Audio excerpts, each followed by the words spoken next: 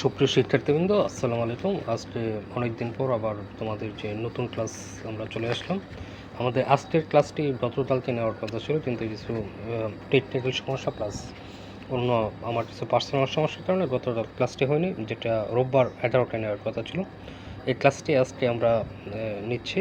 আজকে গত কয়েকটি ক্লাসে আমরা এই যে অণুজীব সম্পর্কে পড়তেছিলাম। অণুজীবের যে ভাইরাস টপিকটা আমরা মোটামুটি শেষ করলাম। ভাইরাসের আরও কিছু জিনিস বাকি আছে, অর্থাৎ ভাইরাস জড়িত বিভিন্ন রোগ, তাদের প্রতিরোধ ব্যবস্থা ইত্যাদি বাকি রয়ে গেছে। আমরা সেগুলো যখন আবার ব্যাকটেরিয়া পড়ে ব্যাকটেরিয়ার রোগগুলো পড়বো একসাথে পড়ে নেবো আর কি।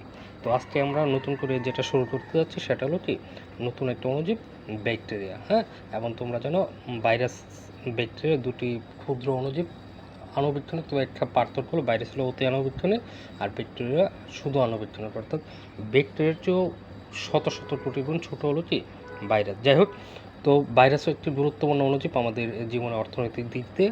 হ্যাঁ, তো আজকে আমরা ব্যাকটেরিয়া একটি গুরুত্বপূর্ণ অণুজীব। আজকে আমরা ব্যাকটেরিয়া নিয়ে পড়াশোনা করছি।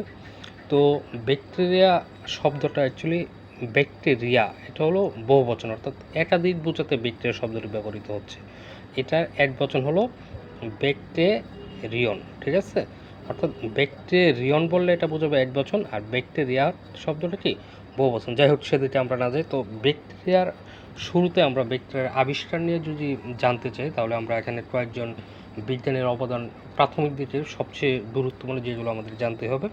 তার মধ্যে প্রথম যিনি সবচেয়ে ব্যাকটেরিয়ার জনক বলা হয় যাকে, তার নাম হলো অ্যান্টনি বন লিওনহুড। এবং তোমরা জানো যে লিওনহুড কিন্তু আরেকটা গুরুত্বপূর্ণ জিনিস জনক, সেটা হলো কি সিম্পল মাইক্রোস্কোপের জনক লিওনহুড। যাই হোক, তো এই অ্যান্টনি বন লিওনহুড উনি 1675 সালে ব্যাকটেরিয়া আবিষ্কার করেন। কীভাবে আবিষ্কার করেন? উনি ওনার আবিষ্কৃত সরল অণুবীক্ষণ যন্ত্রের নিচে এক ফোঁটা পানি নিয়ে, হয়তো পানিটা সামহাও এখানে ব্যাকটেরিয়ার কলোনি ছিল, ওই পানির মধ্যে কি উনি ব্যাকটেরিয়া দেখতে পেল আর কি। দেখতে পেল ক্ষুদ্র ক্ষুদ্র অণুজীব আর কি, খুবই সিম্পল। তো তখন তো আর এটা ব্যাকটেরিয়া নামকরণ করা হয়নি, বা তখন এর আগে যেহেতু ব্যাকটেরিয়ার ওইভাবে কোনো স্টাডি ছিল না, তো এই অণুজীবগুলোকে নামকরণ করেন অ্যানিম্যাল টুল, ঠিক আছে? হ্যাঁ, এই কারণে যেহেতু উনি সর্বপ্রথম ওনার এই আবিষ্কৃত যন্ত্রে এই অণুজীবগুলোর উপস্থিতি পর্যবেক্ষণ করেন, এই কারণে ওনাকে বলা হয় কি ব্যাকটেরিয়ার জনক, বা ব্যাকটেরিয়াল বা প্রোটোলিওজদের জনক বলা হয়, ঠিক আছে? এখন আসি আমরা, উনি শুধুমাত্র এই আবিষ্কার করেই সীমাবদ্ধ ছিলেন। এর ব্যাকটেরিয়া সম্পর্কে ফার্দার স্টাডি এগুলো উনি করতে পারেন না, বা পরে পড়তে করেন না। পরবর্তীতে 1829 সালে জার্মান বিজ্ঞানী এরেনবার্গ 1829 সালে নামকরণ করেন অ্যান্টনি বন লিওনহুডকে নামকরণ করেছিলেন অ্যানিম্যাল টুল। পরবর্তীতে 1829 সালে এরেনবার্গ এগুলোর নামকরণ করেন তোমার ব্যাকটেরিয়া, ঠিক আছে? পরবর্তীতে একজন গুরুত্বপূর্ণ বিজ্ঞানী যিনি লুই পাস্তুর আরেকটা বিখ্যাত আবিষ্কার পাস্তুরাইজেশন পদ্ধতি, এগুলো হয়তো তোমরা জানো বা পরবর্তীতে জানবে। লুই পাস্তুরও ব্যাকটেরিয়া নিয়ে ব্যাপক গবেষণা করেন। 1869 সালে তিনি ব্যাকটেরিয়ার উপর ব্যাপক গবেষণা করেন, বা ব্যাকটেরিয়ার তথ্যকে সুপ্রতিষ্ঠিত করেন, অর্থাৎ ব্যাকটেরিয়া রিলেটেড বিভিন্ন স্টাডি বা ব্যাকটেরিয়া কীভাবে এই রোগ ছড়ায়, জার্ম থিওরি অফ ডিজিজ ইত্যাদি বিভিন্ন তথ্য উনি দেন আর কি, ঠিক আছে? অর্থাৎ ব্যাকটেরিয়া সম্পর্কে বলতে গেলে যে সুবিস্তার গবেষণা লুই পাস্তুরই করেন আর কি। এই কারণে লুই পাস্তুরকে বলা হয় আধুনিক ব্যাকটেরিয়ার জনক, ব্যাকটেরিওলজির জনক, ঠিক আছে? এবং আরেকজন বিজ্ঞানীর যার অবদান ইম্পর্টেন্ট, সেটা হলো রবার্ট কখ। রবার্ট কখ তোমরা জানো যে যক্ষ্মা রোগের জীবাণু বা টিকা আবিষ্কার করেন রবার্ট কখ আর কি, ঠিক আছে? এই রবার্ট কখ ব্যাকটেরিয়ার গঠিত বিভিন্ন রোগের নাম বলেন এবং তাদের যে টিকা আবিষ্কার করে ব্যাকটেরিয়া বিভিন্ন রোগ সম্পর্কিত পরীক্ষা করেন, ঠিক আছে? ইনি যক্ষ্মা রোগের যে জন্য দায়ী মাইক্রোব্যাকটেরিয়াম টিউবারকুলোসিস আবিষ্কার করেন, ঠিক আছে? এবং জন্য উনি নোবেল পুরস্কার পান। তো ব্যাকটেরিয়ার আবিষ্কারের নেপথ্যে আমরা কতজন বিজ্ঞানীর নাম দেখলাম? 4 জন বিজ্ঞানী। একটা হলো অ্যান্টনি বন লিওনহুড, যাকে ব্যাকটেরিওলজির জনক বলা হয়। লুই সিজি এরেনবার্গ, যিনি ব্যাকটেরিয়া শব্দটির নামকরণ করেন পরবর্তীতে লুই পাস্তুর, যাকে আধুনিক ব্যাকটেরিওলজির জনক বলা হয়, এবং ব্যাকটেরিয়ার তত্ত্বকে যিনি সুপ্রতিষ্ঠিত করেন, ব্যাকটেরিয়া নিয়ে ব্যাপক গবেষণা করেন, এবং রবার্ট কট, যিনি ব্যাকটেরিয়া গঠিত বিভিন্ন রোগের বর্ণনা দেন। বিশেষ করে উনি এই যে যক্ষ্মা রোগের, তোমরা জানো যে একটা সময়, এখন যেমন আজকে করোনা অতিমারি, করোনা একটা পৃথিবীতে অতিমারি হিসেবে দেখা গেছে, বিশ্বের বিভিন্ন দেশে আতঙ্ক বা অনেক লোক মারা যাচ্ছে, একটা সময় যক্ষ্মা এরকম একটা কি মহামারী ছিল আর কি, এবং খুব অল্প কিছুদিন, মানে কয়েক বছর আগে, হ্যাঁ, ও যক্ষ্মা খুবই একটি আতঙ্কজনক রোগ ছিল। এখন হয়তো বা পুরোপুরি ওষুধ গ্রহণ করলে যক্ষ্মা ভালো হয়ে যায়। তো ওই যক্ষ্মার মতো একটা গুরুত্বপূর্ণ আবিষ্কার রবার্ট কট আর কি। ঠিক আছে, আচ্ছা, তাহলে আমরা যদি বলি যে ব্যাকটেরিওলজি কাকে বলে, হ্যাঁ,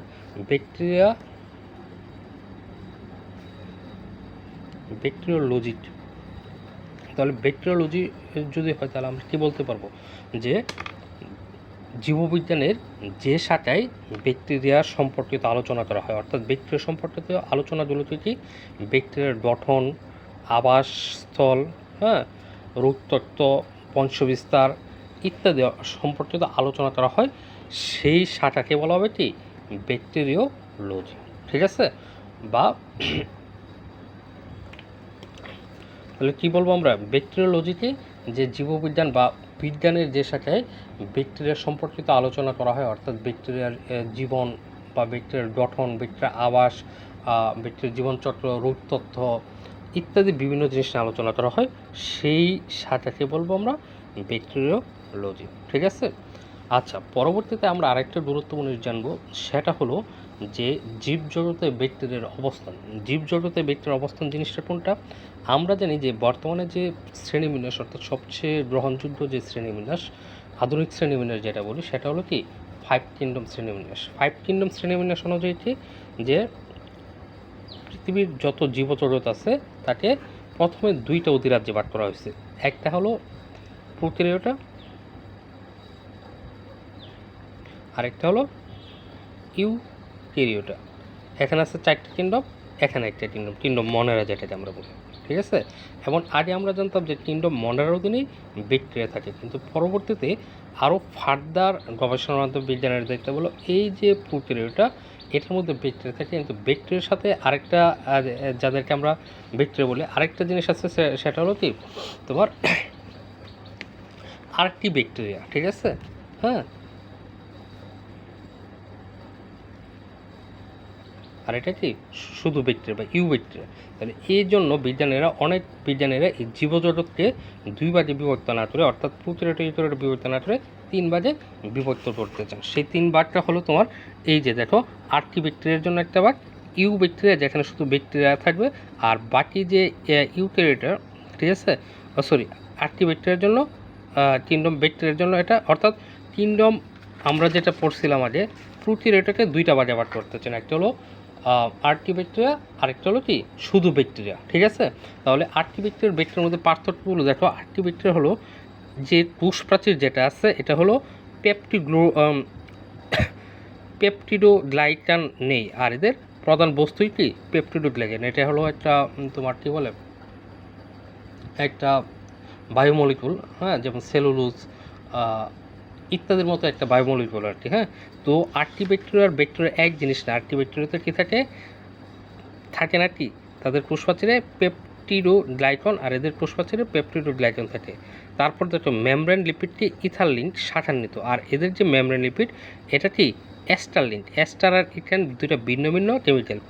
তারপর এদের যে ইনহিবিটন টিআরএনএ মিথিওনিন থাকে, এদেরকে ফর্মাল মিথিওনিন। হ্যাঁ, তারপরে এদের আরএনএ পলিমারেজ একাধিক এক ধরনের। অর্থাৎ তোমরা দেখতে পাচ্ছ এখানে সেভারাল কিছু গুরুত্বপূর্ণ ডিফারেন্স রয়েছে। এই কারণে আর্কি ব্যাকটেরিয়া এবং ব্যাকটেরিয়া কি 2টা আলাদা জিনিস। আমরা আমাদের আজকের আলোচনায় শুধুমাত্র ব্যাকটেরিয়া নিয়ে আলোচনা করবো আর কি। আর্কি ব্যাকটেরিয়া তোমরা হয়তো পরবর্তীতে যদি ভবিষ্যতে মাইক্রোবায়োলজি নিয়ে কেউ স্টাডি করো, সেক্ষেত্রে তো এই জিনিসগুলো সম্পর্কে জানতে পারবো। ঠিক আছে, এখন আসি আমরা ব্যাকটেরিয়ার কোষের প্রকৃতি। ব্যাকটেরিয়া কি আদিকোষী নাকি অকোষী নাকি প্রকৃত কোষী? তোমরা আগে থেকে জানো ব্যাকটেরিয়া কি আদিকোষী, অর্থাৎ কিংডম যে প্রোক্যারিওটার অন্তর্ভুক্ত, প্রোক্যারিওটা মানেই তো আদিকোষী। তাহলে আদিকোষী বিদায় ব্যাকটেরিয়ার সেলের কমন যে বৈশিষ্ট্যগুলো, সেটা অবশ্যই আদিকোষের মতো হবে। হ্যাঁ, তো কমন বৈশিষ্ট্যগুলো কী কী? আমরা একটা ব্যাকটেরিয়ার কোষের কী কী দেখতে পারবো? একটা হলো, এটা হবে কী হবে, কোষী হবে, তবে ব্যাকটেরিয়া নর্মালি এককোষী হয়। এককোষী বলতে হ্যাঁ, একটা মাত্র সেল নিয়ে একটা ব্যাকটেরিয়া গঠিত। তবে যেটা হয় অনেকগুলো ব্যাকটেরিয়া অনেক সময় কলোনি ফর্ম করে বা থাকতে পারে আর কি, অর্থাৎ একটার পর একটা লেগে লেগে থাকতে পারে। সেটাকে কিন্তু পুরা মালাটাকে বা কলোনিটাকে আমরা একটা ব্যাকটেরিয়া বলবো না, কারণ অসংখ্য ব্যাকটেরিয়া কলোনি আকারে থাকে। বাট ব্যাকটেরিয়াকে নর্মালি কী হয়, এককোষী হয়। আর ব্যাকটেরিয়া যেহেতু আদিকোষী, আমরা কি জানি আদিকোষের বৈশিষ্ট্য কী থাকে, এদের কোষে কোষপ্রাচীর থাকে, কিন্তু কি কোষ মেমব্রেন যেটা কী বলবো আমরা, প্লাজমা মেমব্রেন যেটা, ঠিক আছে, সেল মেমব্রেন যেটা, সেল মেমব্রেন অনুপস্থিত থাকে, ঠিক আছে। তারপর হলো এদের যে ডিএনএ আছে, ডিএনএ কি সিম্পল এবং কি তোমার রিং আকৃতির, সরি এটা হলো সিঙ্গেল ডিএনএ এমনকি রেখার মতো আর কি, ঠিক আছে। আর আমরা জানি কি নর্মালি যারা পুত্রিত দৃশ্য তাদের ডিএনএ কি এভাবে তোমার গোলাকার আর কি, ঠিক আছে। এবং এদের ডিএনএতে তোমার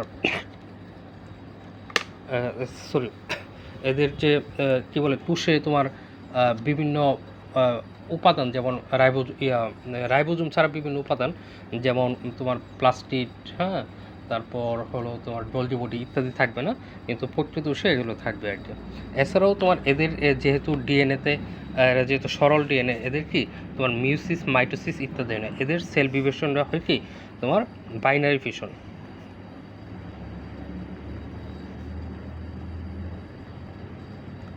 অর্থাৎ দ্বিবিভাজন প্রক্রিয়ায় ব্যাকটেরিয়ার সেল ডিভিশন হবে, কিন্তু এদের কি কোনো মিউসিস, মাইটোসিস ইত্যাদি হবে না আর কি, ঠিক আছে। তারপর হলো ব্যাকটেরিয়াটি আকারে অত্যন্ত ছোট, অত্যন্ত ছোট বলতে 2.2 থেকে 5 মাইক্রোমিটার পর্যন্ত হতে পারে। এখন মাইক্রোমিটার কি জিনিসটা তো জানা আছে নাকি, মাইক্রন, ন্যানোমিটার ইত্যাদি জিনিস আশা করি তোমরা জানো, হ্যাঁ, না জানলে একটু দেখে নেবো। মাইক্রোমিটার 1 মিটারেরও কি প্রায় 10 লাখ ভাগের এক ভাগকে মনে হয় 1 মাইক্রোমিটার বলা হয় আর কি, ঠিক আছে। অর্থাৎ এরা এতটাই মাইক্রোস্কোপিক আর কি, ওকে। তারপর এরা হলো কতগুলো বেসিক রং ধারণ করতে পারে এবং রং ধরনের উপর ভিত্তি করে এদের দুইটা ভাগে ভাগ করে যায়। একটা হলো গ্রাম পজিটিভ, সেটা আমরা একটু পরে দেখব, আর গ্রাম নেগেটিভ, ঠিক আছে। গ্রাম পজিটিভ, নেগেটিভ আমরা নেক্সট ক্লাসে দেখব যখন ব্যাকটেরিয়া শ্রেণী বিন্যাস পড়াবো। আর হলো এরা কতগুলো হলো অবায়বীয়,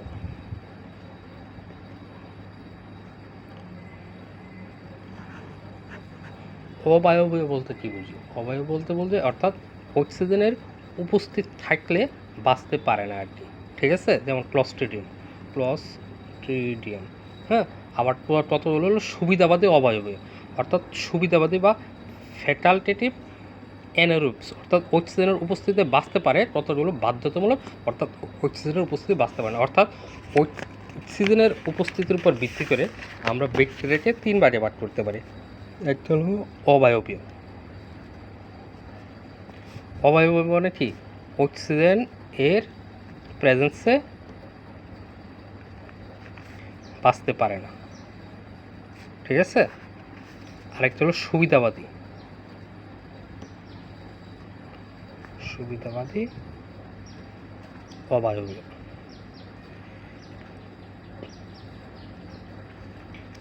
অর্থাৎ অক্সিজেনের উপস্থিতিতে বাঁচতে পারে, তবে তারা অক্সিজেন গ্রহণ করে না। বোঝানো গেছে? এরা অক্সিজেনের উপস্থিতিতে বাঁচতেই পারে না, এরা অক্সিজেনের উপস্থিতিতে অক্সিজেন গ্রহণ করে না, তবে উপস্থিত থাকলে বাঁচতে পারে, উপস্থিত থাকলে অক্সিজেন তারা গ্রহণ করে না। আরেকটা হলো কি বায়বীয়, যাদের বেঁচে থাকার জন্য অবশ্যই কি অক্সিজেন দরকার, ঠিক আছে। এই 3 ভাগে এদেরকে ভাগ করা যায়, কিসের উপর ভিত্তি করে, অক্সিজেনের উপস্থিতি অনুপস্থিতির উপর ভিত্তি করে, ঠিক আছে। তো এই হলো মূলত ব্যাকটেরিয়ার কিছু কমন বৈশিষ্ট্য, ঠিক আছে। আমরা আবারও বলে দিই ব্যাকটেরিয়ার কমন বৈশিষ্ট্যগুলো কী, যে মাইক্রোস্কোপিক বা আণুবীক্ষণিক, তারপর এদের কোষপ্রাচীরে কী থাকবে, এই যে এদের কোষপ্রাচীরে থাকে হলো তোমার পেপটিডোগ্লাইডিন বা মিউকোপ্রোটিন, সাথে কিছু মোনামিক অ্যাসিড থাকে। তারপর এরা যে পাটকেন্দ্রিক হয়, এমন পাটকেন্দ্রিক কোষের বৈশিষ্ট্য তোমরা জানো আর কি, ঠিক আছে। আকৃতি 0.2 থেকে 5 মাইক্রোমিটার পর্যন্ত হয়। তারপর সেল ডিভিশন হয়, তোমার সেল ডিভিশন ওইভাবে হয় না, দ্বিবিভাজন প্রত্যেক কোষ বিভাজন বংশবৃদ্ধি হয়, কতগুলো বেসিক ট্রেন ধারণ করতে পারে। তারপর হলো তোমার এদের কি ডিএনএটা কীরকম, হ্যাঁ ডিএনএটা হলো তোমার 100 দ্বিসূত্রের কোনো বৃত্তাকার ডিএনএ থাকে না, ঠিক আছে, ইত্যাদি বৈশিষ্ট্য হলো কি এদের কমন আর কি।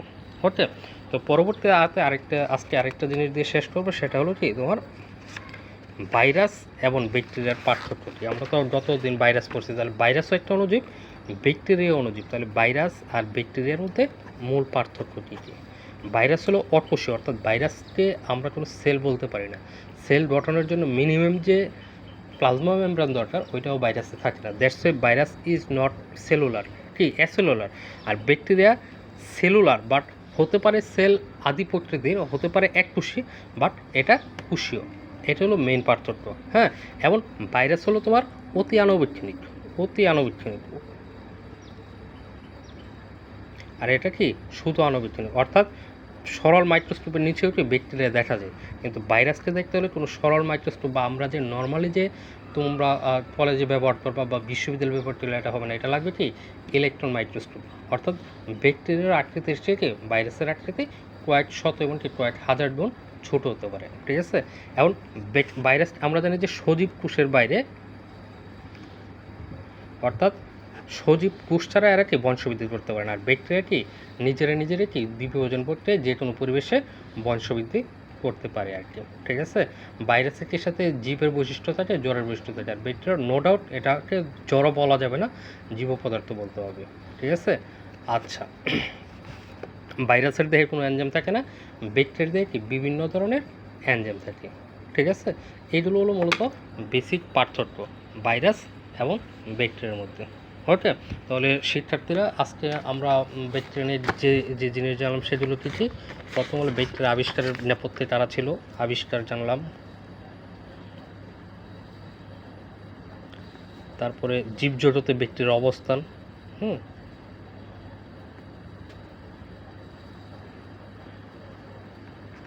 তারপরে ব্যাকটেরিওলজি কি, এর জনককে।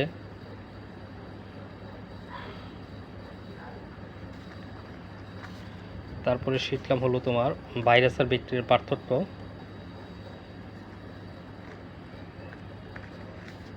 এবং পঞ্চম ধাপে যেটা শিখলাম সেটা হলো ব্যাকটেরিয়ার কিছু কমন বৈশিষ্ট্য, ব্যাকটেরিয়া কোষের